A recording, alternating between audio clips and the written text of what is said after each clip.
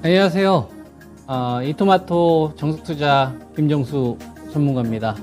금요일 명인들의 복귀 시작하겠습니다.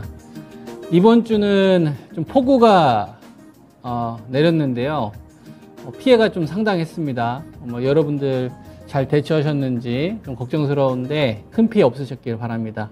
그리고 만약에 피해가 있으셨던 분들은 또 슬기롭게 잘 대처하시기 바라고요. 이번 주 주식시장은 2527선까지 반등 흐름이 좀 나왔는데요. 목표치를 좀 수정해야 될 것 같습니다. 요거를 먼저 방송 전에 말씀을 좀 드리고, 그리고 왜 그렇게 생각하는지는 뭐 천천히 이야기를 좀 풀어가도록 할 테니까, 오늘 방송은 여러분들께서 좀 평소도 집중하시겠지만 특히나 많이 좀 집중해 주셨으면 좋겠습니다. 수익 더 많이 내야 될 거 아니에요? 그죠? 그동안 2550을 기준으로 사두면 돈이 된다. 2550을 기준으로. 그래서 이걸 이제 꼬리로 좀 본다. 그래서 이건 2400이 되든 2300이 되든, 그죠? 괜히 2300에 손절해서 2000에 살 생각 하지 말고, 여러분들이 가지고 있는 기업들 사두면 좀 좋은 기업에 대한 좀 기준이 좀 필요하겠지만, 그건 제가 방송 통해서 여러분들에게 기업, 가격, 키워드를 꾸준히 제시를 해드렸었기 때문에 어떤 기업인지는 뭐 여러분들도 다 아실 거라고 생각을 합니다. 그래서 그런 기업들 사두면 돈이 된다가 기존까지 제가 제시해드렸던 좀 전략이었는데요. 요거를 수정을 좀 하겠습니다. 얼마로 수정을 하냐면 2660입니다.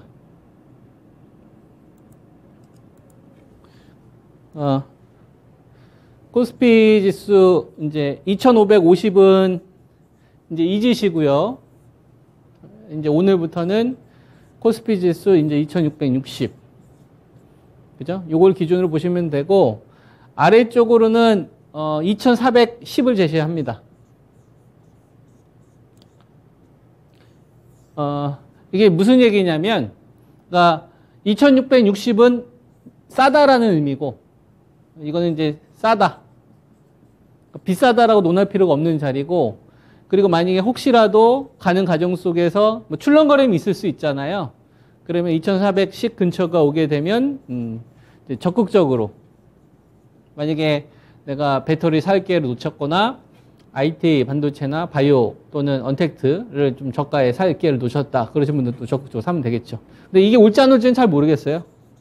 중요한 거는 목표치가 좀 높아졌다라는 거, 이것만 여러분들이 기억을 좀 해주시면 될 것 같고, 이런 거는 시간을 좀 두면서 천천히 설명을 좀 해드리도록 하겠습니다. 메모해 놓으시면 좋을 것 같고요. 그리고 월봉을 좀 잠깐 보고 가겠습니다. 월봉을 좀 잠고 보고 가면,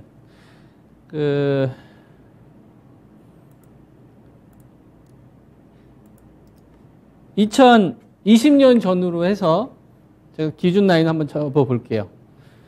요때가 코로나죠. 그죠? 2020년도 3월 달에 코로나로 인해서 주식시장이 대폭락이 나왔어요. 2200대에서 1440대까지 대폭락이 나왔죠. 근데 요 반등이 나오는 이 기간 동안에, 요 기간 동안, 그러니까 코로나 터지기 전에 주도주는 IT 반도체와 그 다음에 배터리였어요. 그러니까 코로나 터지기 전에. 근데 이제 코로나가 터지고 나서 요 주도주가 바뀝니다.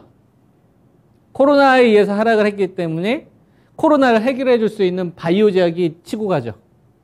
그래서 바이오 제약, 그 다음에 진단키트, 뭐 시젠 같은 기업들, 바이오 제약에선 제넥신, 뭐 알테오젠, 셀트리온, 뭐 레오케인 바이오, 삼성 바이오로직스, 이런 주식들이 완전 수익률을 장악을 하면서 주도주의 틀이 바뀌어요. 왜냐하면 시장을 장악했던 녀석이 바뀐 겁니다. 그 전에는 IT 반도체하고 배터리하고. 그래서 나중에 배터리도 가고 IT 반도체도 갔는데 IT 반도체는 가장 늦게 갔어요. 11월 달에. 바이오가 5배 갈 때, 배터리가 막 3, 4배 갈 때, 언택트가 한 3, 4배 갈 때 삼성전자 하이닉스는 묶여있는 상태에서 마지막에 갔다 이겁니다. 수익률 격차가 어마어마했다는 얘기죠. 기존의 주도주가 판이 바뀌니까 새로운 주도주로 대체가 되더라.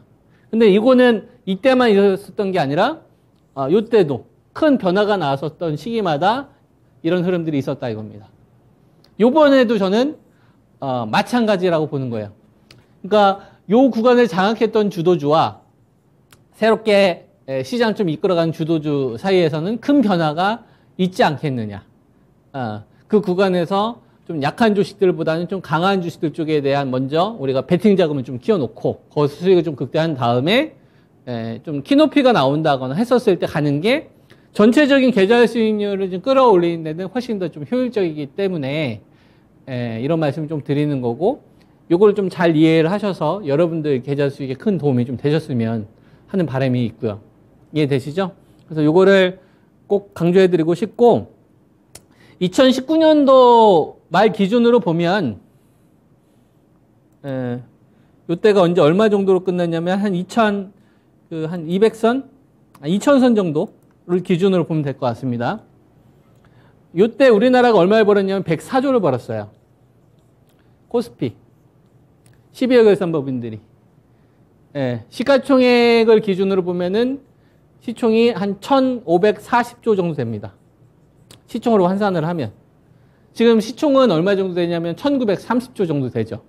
코스피 지수가 2520이라는 거는 시총으로 환산을 하게 되면 1930조 정도 됩니다. 요 당시 애플은 얼마였을까요? 지금은 애플이 얼마 정도 시총을 하냐면 3,500조 정도 됩니다. 지금 애플의 시총은 3,500조 정도 돼요. 우리나라 시총은 얼마라고요? 1,930조 정도 되죠. 그러니까 코스피 다 합친 것보다 애플이 훨씬 더 비싸요. 70% 정도 더 비쌉니다. 작년도에 우리나라 기업 얼마 벌었냐면 184조 벌었어요. 21년도. 그죠? 애플은 혼자서 얼마 벌었냐면 143조를 벌었어요. 애플은 작년도에 혼자서 143조를 벌었고, 우리나라는 184조를 벌었고, 우리나라 기업, 우리나라 12억 결산법인들이 돈을 훨씬 더 많이 벌었지만, 시가총액은 애플이 우리나라 시총보다 70%가 더 비싸게 거래되고 있다 이겁니다. 그럼 이게 계속 그랬었냐? 그렇지 않다는 거죠. 특정 시기를 기준으로 해서 애플의 시총이 압도적으로 높아졌다 이겁니다. 지금 전 세계 시총 1위니까. 그 시점이 저는 2000년도로 보고 있습니다. 2019년도이죠. 2019년도 말 기준으로 우리나라 코스피 지수가 2000이었을 때 애플은 시가총액이 한 1500, 한 40조 비슷했었어요. 우리나라가 104조를 벌 때 애플은 혼자서 84조를 벌었습니다. 근데 시총은 비슷했다고요. 2019년도 말 기준으로 보면. 2019년도 말 기준으로 보면 우리나라 시총하고 애플의 시총이 비슷했어요. 우리나라가 104조 벌 때 애플은 84조를 벌었어요. 비슷했어요. 우리나라가 그 당시에도 더 많이 돈을 벌었습니다. 지금은 작년도도 돈을 더 많이 벌고 작년도도 184조 벌고 143조를 버는데 2020년도를 기점으로 해서 애플이 넘사벽이 된 거죠. 우리나라도 선진국인데. 그러면 2020년도, 2021년도 2년이라는 사이에, 그죠? 대한민국에는 마이너스적인 요소가 생긴 거고, 애플한테는 플러스 요인이 붙었기 때문에 이런 시총의 격차가 커지지 않았겠습니까? 그리고 그 사건의 계기는 코로나가 있었지만, 그 전에 뭐가 있었어요? 미중 무역 분쟁이 있었어요. 그죠? 2017년도, 2018년도 반도체 빅사이클이 터지고 나서 반도체 빅사이클이 정점 우려로 인해서 하락을 하는 시점에 미국하고 중국하고의 무역 분쟁이 불거지기 시작을 하면서부터 대한민국이라는 나라는 과거에는 자유무역이었어요. 그리고 세계화였고, 전 세계가 좋은 제품을 만들면, 좋은 경쟁력을 가지면 자유롭게 팔 수 있었던 이런 식이었죠. 근데 미중 무역 분쟁이 불거지기 시작을 하면서 우리나라가 아무리 좋은 제품을 판다고 하더라도 미국하고 중국의 눈치를 봐야 되니까 공정한 자유무역이 아니라 보호무역으로 바뀌게 된 거죠. 강자의 편에 서야 되는 어떤 이런 부분들이 있어서 이런 할인들이 있었던 거고요. 그 다음에 작년도하고 이제 올해하고 가장 큰 차이점은 러시아 전쟁이죠. 정치적인 리스크. 러시아 전쟁으로 인해서 과거에는 똘똘 뭉쳤던 나라들이 미국을 중심으로 한 유럽, 우리나라, 미국 편, 러시아나 그 중국, 뭐 인도, 그다음에 이제 반미 국가로 한 이 세계화가 탈세계화가 돼버렸죠. 그러니까 2020년도 전과 후는 대한민국이라는 나라는 정치적인 리스크와 세계화가 아닌 탈세계화, 단극체제가 아닌 다극체제화 속에서 사업활동을 해야 되는 그런 요인들이 있었기 때문에 마이너스적인 요소가 있는 상태에서 우리나라 기업들을 바라봐야 되는 상황이 지금 놓여 있는 거고요. 그 다음에 애플 같은 경우를 보면 미중 무역 분쟁과 관련된 요인들에 의해서 물론 이 애플 같은 경우도 약간 디스카운트는 있겠지만 실적을 바라보게 되면 그걸 넘어서는 플러스 알파 요인들이 크다 이겁니다. 아이폰을 많이 팔아서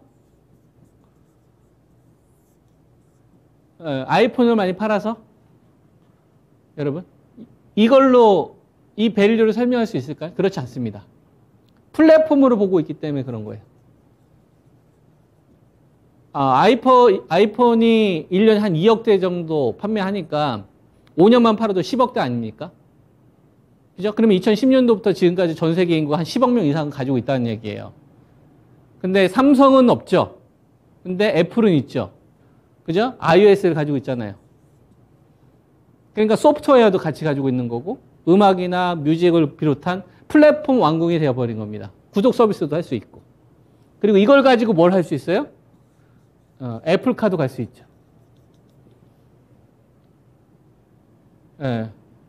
우리가 이걸 뭐로 이야기할 수 있냐면 소프트 파워라고 이야기할 수도 있는 거예요. 삼성전자가 없는 소프트 파워. 삼성전자는 하드 파워는 있지만 소프트 파워가 없지 않습니까? 즉 양만 있는 게 아니라 질도 같이 가지고 있으니까 애플의 높은 이 시총 밸류가 설명할 수 있는 것이다. 저는 이렇게 좀 판단을 합니다. 그럼 여기서 우리가 얻을 수 있는 건 무엇이 있겠느냐? 지금 주식이 반등을 하고 있는 구간인데, 그죠? 반등을 하고 있는 구간인데, 주식이라는 건 올라갈 수도 있고 하락할 수도 있는데, 시대가 바뀌는 이 중심에서 이 키워드를 뽑아내지 못하면 50%, 100% 먹을 것도 그냥 10% 먹고 나오는 거고요. 이 사이클을 먹지 못하면 그냥 인생, 본전치기 인생 되는 겁니다. 똔똔 인생. 뭔가 퀀텀 점프를 하려면, 인생 자체를 확 바꾸려면, 적어도 좀 시대가 바뀌는 어떤 중요한 이 키워드 안에 중심에 있는 기업들을 가지고 거래를 해야 되지 않겠느냐. 그리고 그게 기회가 오면, 그죠? 이게 기회가 온 건지 안 온 건지에 대한 기준은 있어야 된다 이거죠. 그리고 그 기회가 오면 가감해질 필요도 있다 이겁니다. 주위에서 뭐라 하든 간에.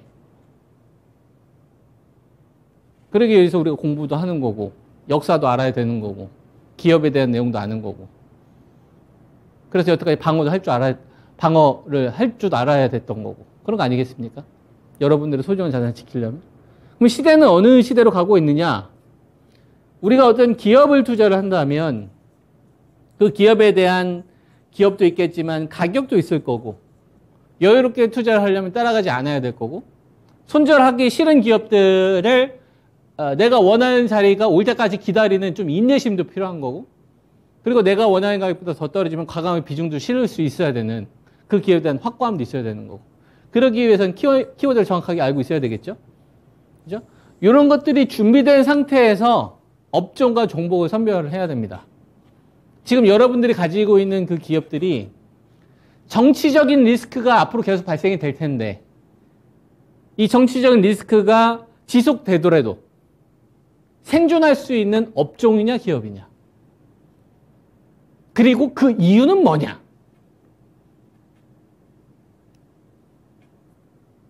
이게 있어야만 저는 전략을 세울 수 있다고 보는 거예요.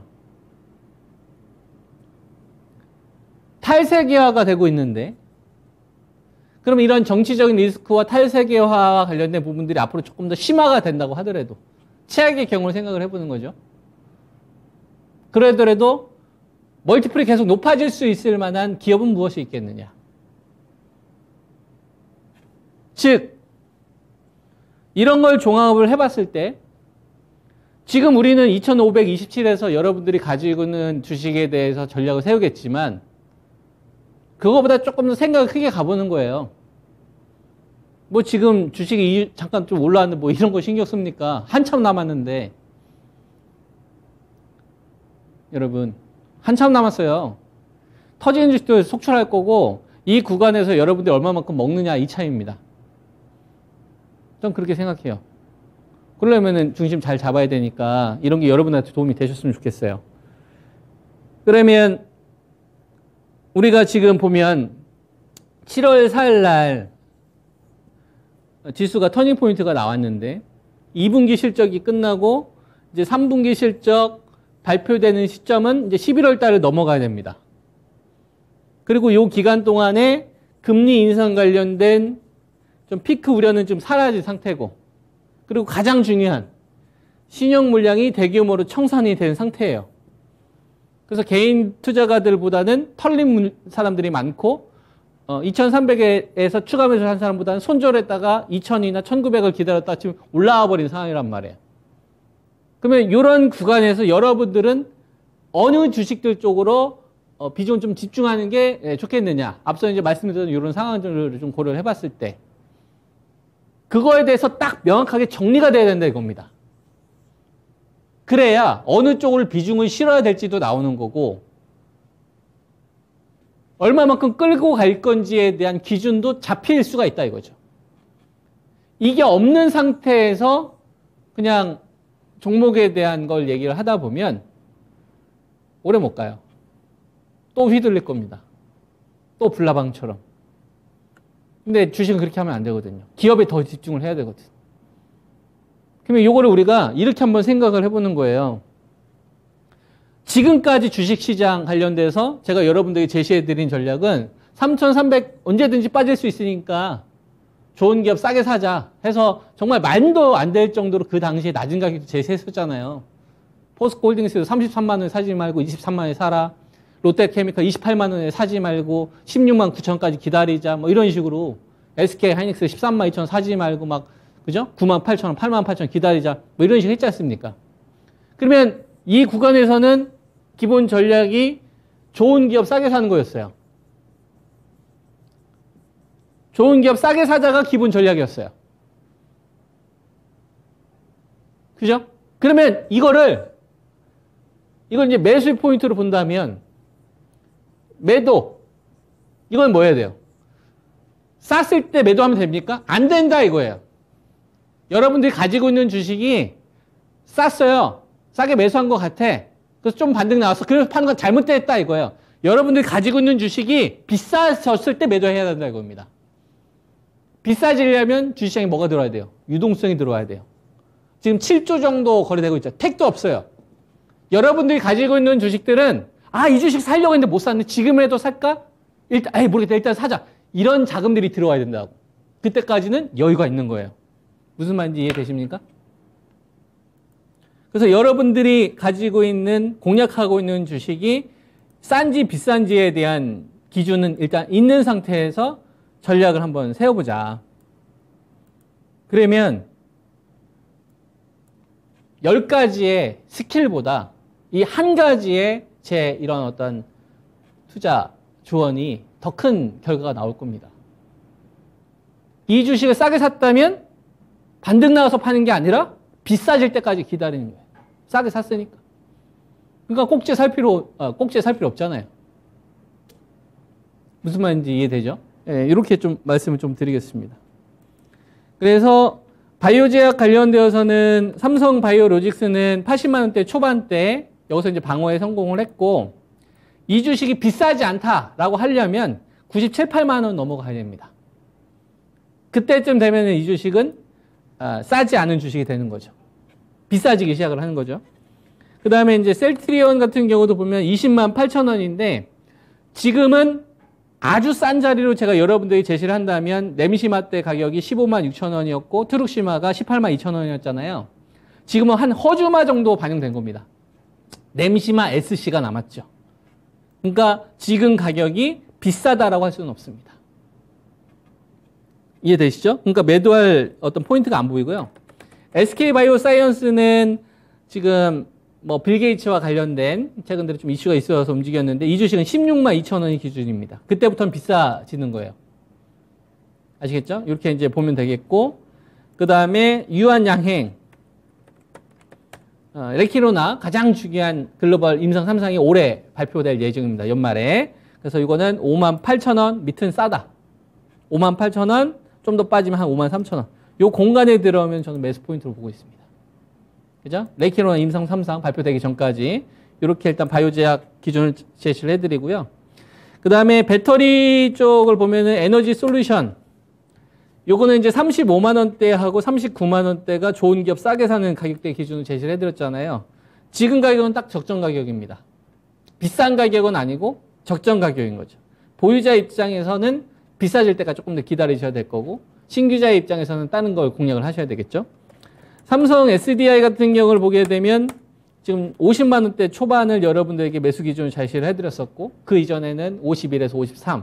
그죠? 저희는 이제 여기서 한번 리액션을 했던 거를 다시 밑에서 잡았는데, 지금 구간 62만 3천 원은 어떻게 볼 수 있냐면 비싸지는 않습니다.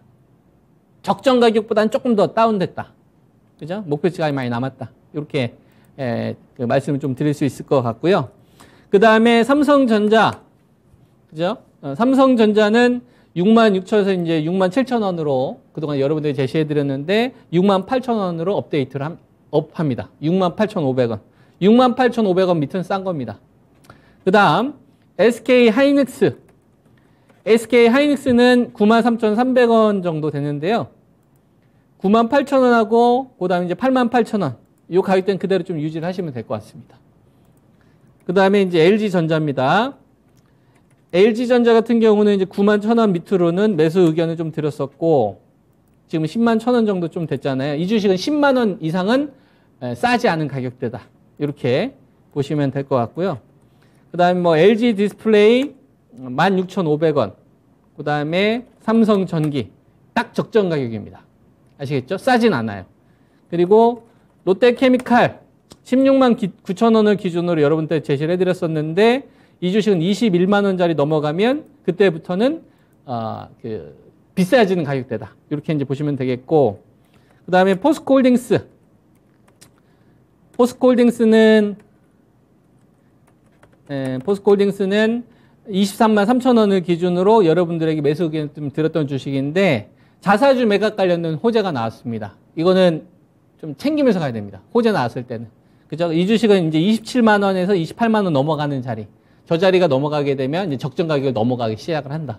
이렇게 참고를 하시면 될 것 같습니다.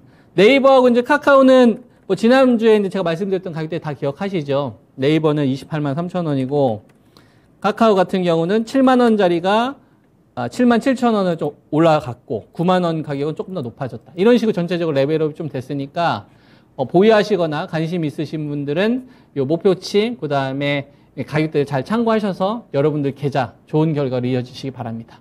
한 주 수고 많이 하셨고요. 다음 방송 때 뵙도록 하겠습니다. 감사합니다.